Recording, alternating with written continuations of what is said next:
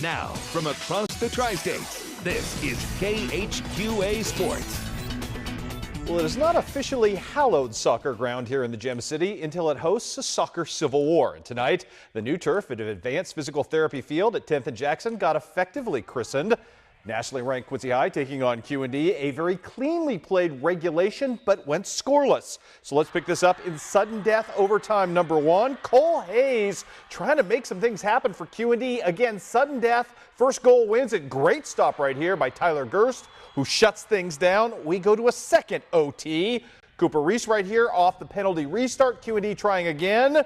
Almost an own goal against the Blue Devils, but Gerst is there to tip it away harmlessly. We go to the final seconds.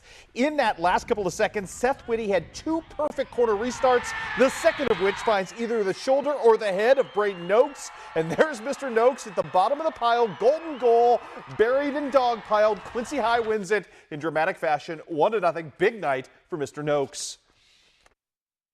It's Q&D. We have a big fan section. We didn't want them to come for a tie.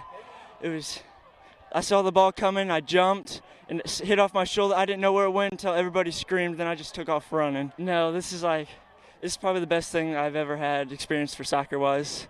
You know, there's 2 good teams out there, Chris. I mean, both teams battled, both teams had opportunities, and I told the kids, and they don't remember it, but I said, sorry, that second overtime, I said, we will score on a restart, and that's the second time Braden's put it in on a restart for us, so we're very good at restarts. I'm glad we won on a restart.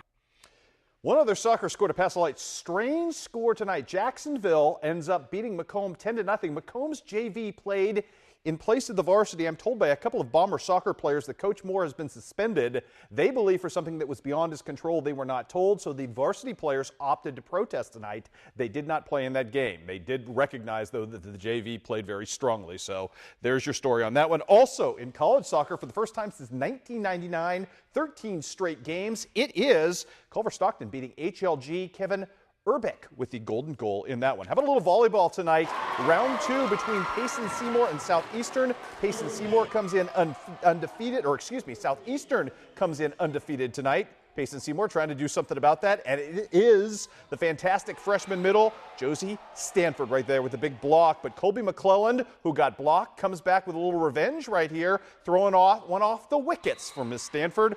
Although this was a huge start for Payson Seymour in game number 1. They jump out 11-2. Kayla Mellon, all-tournament team last week at the Suns Classic, serves up the ace. Emma Derry tries to counter her with an ace of her own for Southeastern, but Brecken Flessner and Payson Seymour, too good in game number 1. They win 25-15, drop the second one 19-25, and Payson Seymour bounces back to hand Southeastern its first defeat, 25-16 in the second. More volleyball to pass along now. Q&D in straight sets over Liberty.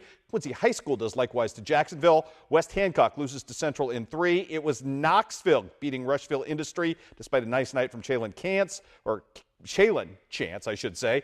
North Fulton, too much for Bushnell Prairie City, and Hannibal wins on the road at Mexico. Softball today, Monroe City over South Shelby. Canton, a straight game winner over Brashear. Knox County, too much for Milan, and Highland shuts out Clark County. In tennis, the Palmyra girls felled by Kirksville, and the Quincy High girls knock off Jacksonville on the road as well.